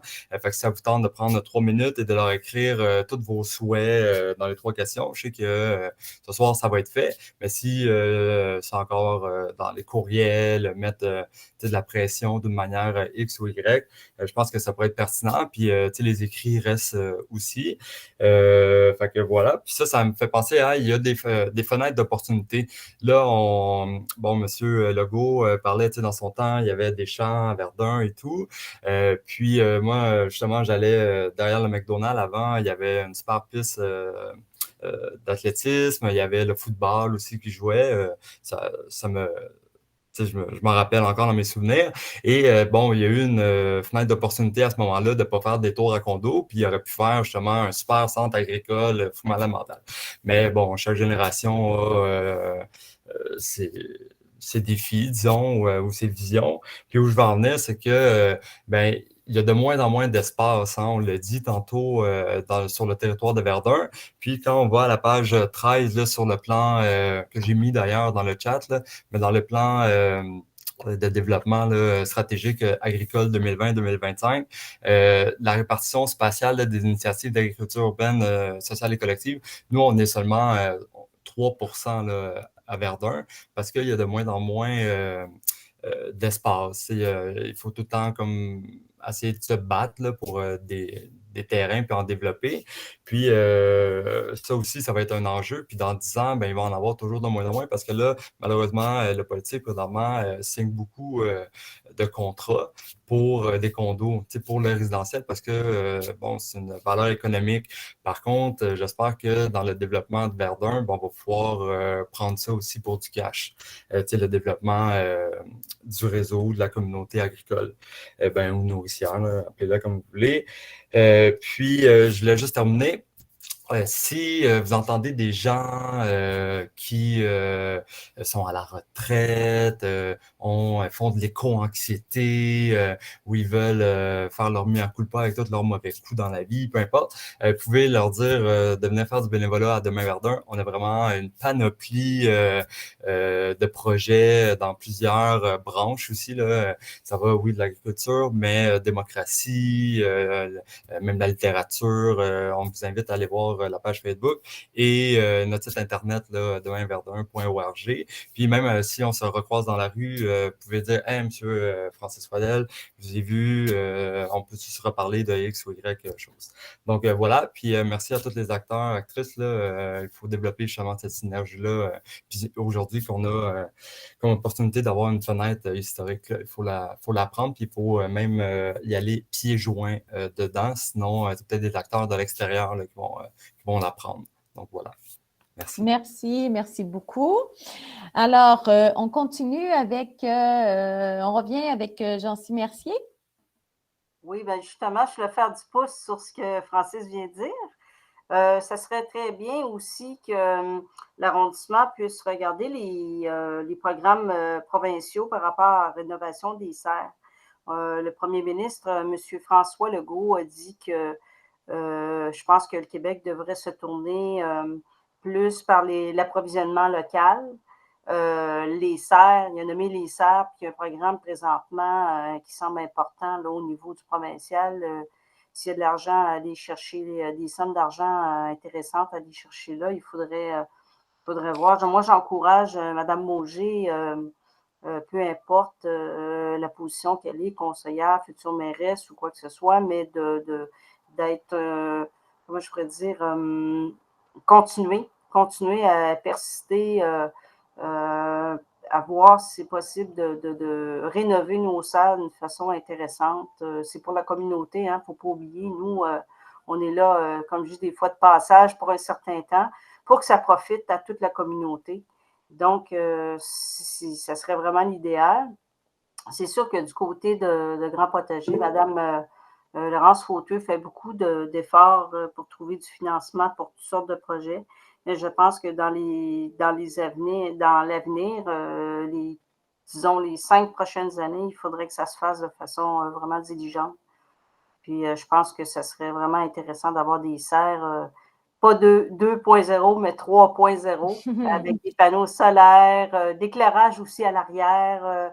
J'ai vu dans le sud-ouest, entre autres, des belles lampes solaires, là. Ça serait intéressant d'avoir de l'éclairage le soir au grand potager, mais tu sais, que ce soit tout un ensemble, ça serait très bien aussi. Fait que, parce qu'il y a des choses vraiment intéressantes à faire de ce côté-là au niveau provincial. Merci, Jessie Mercier. On va poursuivre avec Laurence Fauteux. Oui, bien en fait, pour faire un peu de pouce sur ce que plusieurs personnes ont dit, moi, je voulais juste dire qu'ayant participé à la démarche là, de Vicky, de Rachel et tout ça, ce que j'ai trouvé vraiment intéressant dans la démarche, c'était de rencontrer les différents... de rencontrer des gens, mettons, au niveau des entreprises, au niveau de la distribution, des gens qui faisaient pas partie du cercle de grands potagers, qui sont des producteurs. Je pense que c'est vraiment ça, moi, le système alimentaire, un système alimentaire plus résilient, là, c'est de faire le pont. Donc, je trouve que, mettons, les forêts nourricières dont vous parlez, Mme Auger, je les trouve vraiment intéressantes parce qu'effectivement, c'est comme des lieux publics qui sont ouverts à tous, qui sont gratuits, qui sont vraiment un espace où est-ce que les citoyens peuvent venir et pratiquer ça, tout le monde ensemble. C'est comme un commun, en fait. Mais en même temps, j'entends M. Legault aussi, ce que vous dites à propos de l'éducation, c'est tellement important. Je veux dire, il y a des gens qui ont de l'intérêt naturellement pour ça. Le but, ça serait de mobiliser le plus de gens. Puis par rapport à ça, il faut beaucoup de sensibilisation juste pour intéresser, pour animer des activités qui peuvent donner envie aux gens, qui peuvent leur montrer comment faire, qui peuvent leur montrer que c'est simple, qui peuvent aussi les motiver à participer parce que c'est une opportunité de rencontrer, de découvrir, de se faire des amis, de s'ancrer dans son propre quartier. Donc, c'est ça que j'ai l'impression que d'avoir des espaces comme ça qu'on investit avec une mission alimentaire et où est-ce qu'on invite ensuite plein de personnes à venir partager selon différentes perspectives. Donc, je pense que c'est ça qui est le plus porteur. Je pense à même Grand Potager, là, je veux dire, on a des écoles, on a des centres de pédiatrie sociale, on a le repère jeunesse Dawson, BGC Dawson, qui a un maintenant jardin productif qui est 100% qui retourne à la communauté. Donc, ça, c'est un super beau projet collectif, vraiment local, qui fait vraiment répondre aux besoins. Mais bref, je pense d'avoir des échanges comme ça, là, c'est le plus valorisant. Puis même pour moi, de rencontrer, là, j'ai l'impression que j'ai rencontré déjà 2 citoyennes que je ne connaissais pas de Verdun. Donc, des échanges comme ça où est-ce qu'on voit le fruit du travail. Là, je sais que Vicky, ça fait des mois et des mois que tu travailles sur tout l'ensemble de ça, mais c'est vraiment une belle opportunité. Donc, tu sais, on pourrait utiliser les serres de Verdun pour faire la fête des récoltes, mais la fête de récolte alimentaire pour justement créer ces opportunités-là de rencontre. Je pense que c'est ça qui est le plus intéressant. Puis, tu sais, dans le fond, c'est ça, les membres de Grand Potager sont pas là, c'est vrai. En ce moment, je suis un peu là pour les représenter. Mais ça, c'est des gens qui produisent beaucoup et qui vendent à Verdun. Donc, et qui vendent ailleurs aussi. Donc, oui, c'est comme des entités qui sont plus uniques, individuelles, parce que c'est un projet, mettons, qui utilise tant de pieds carrés, mais en même temps, un projet, c'est jamais juste une personne. Je veux dire, le nombre de clients et tout ça. Donc, je voulais juste dire que mes membres qui sont pas nécessairement là, c'est eux vraiment sur le terrain qui mettent en place la vision qu'on veut. Puis je trouvais ça important de mentionner aussi leur rapport, même s'ils sont pas là pour se représenter et parler de leur impact. Là, ils travaillent tellement fort pour leur projet. Donc. Merci, Laurence. Je vais nous arrêter là pour le moment. Et puis, je vais juste m'assurer qu'on n'a pas d'autres, je ne crois pas qu'on ait d'autres questions dans le chat pour le moment. Je pense qu'il y a beaucoup d'informations qui sont passées, beaucoup d'adresses pour vous rejoindre. Je pense que c'est très bien comme ça. Alors, je vous remercie infiniment de votre participation. Ne nous quittez pas. Je vais laisser le mot de la fin à Mme Marie-André Mauger pour conclure. Toutefois, je veux juste vous rappeler que cette soirée a été enregistrée, donc elle sera mise en ligne sur la chaîne YouTube de l'arrondissement Verdun et aussi sur la plateforme Réalisons Montréal. Et puis que, bien sûr, sur cette même plateforme, si vous avez d'autres commentaires, peut-être que vous avez autre chose à commenter, ben n'hésitez pas, vous pourrez le faire sur la plateforme. Je passe la parole à Madame Mauger pour la conclusion. Merci beaucoup. Merci pour tous ces échanges très riches. Je sens cette volonté d'enraciner la nature dans la ville, puis on est quand même dans un changement de paradigme aujourd'hui et c'est très prometteur. Je pense que tous ceux qui ont contribué à un moment de leur soirée ce soir font partie des agents de changement. Au fil de nos conversations avec notre voisinage, on exerce une influence positive sur la reconsidération de l'utilisation des espaces verts pour faire autre chose qu'une monoculture de gazon. Puis, on peut rêver d'une ville nourricière. Je pense qu'il y a beaucoup de potentiel. On a parlé de grands potagers, mais je voulais vous dire un petit mot de la vision urbanistique du secteur Hixson-Dupuis qui a été développée dans les dernières années et dont la vision a été adoptée par le Conseil en juin dernier, comprend dans les vocations un volet bioalimentaire. Donc, il y aura là aussi la possibilité de développer le secteur commercial et collectif ou coopératif là, pour de l'agriculture urbaine, en plus de, bien sûr, la sphère privée. Donc, c'est très intéressant. Donc, on a déjà commencé à l'intégrer donc dans cette vision nourricière pour orienter les futurs emplois dans ce secteur-là vers l'économie circulaire et le bioalimentaire. Donc, je vous remercie. J'ai vu que mon collègue Pierre Lheureux est branché. J'ai envie de faire une blague à Pierre puis de dire, si tu es habillé, allume ta caméra. Peut-être toi, tu prends le tout dernier mot de la fin, puis moi, ben, je vous remercie là-dessus. Et au plaisir. Madame. Merci, Madame Mauger. Non, je veux vous saluer et puis remercier les services qui ont travaillé d'arrache-pied à produire ce bilan-là et ce plan. Donc, et saluer également tous les intervenants, tous ceux qu'on connaît, j'en reconnais plusieurs là, ici, là, les gens qui s'activent dans l'arrondissement pour en faire un meilleur endroit où vivre. Alors, je vous salue. Moi, je suis sur mon départ, je pense que c'est ma dernière assemblée publique avant mon départ. Alors, je vous salue. Au revoir. Ah, merci beaucoup, M. Lheureux. Et ben, effectivement, ce n'est que c'est encore en processus, hein? Alors, c'est à suivre. Merci beaucoup de votre participation à tous. Merci infiniment. Bonne fin de soirée.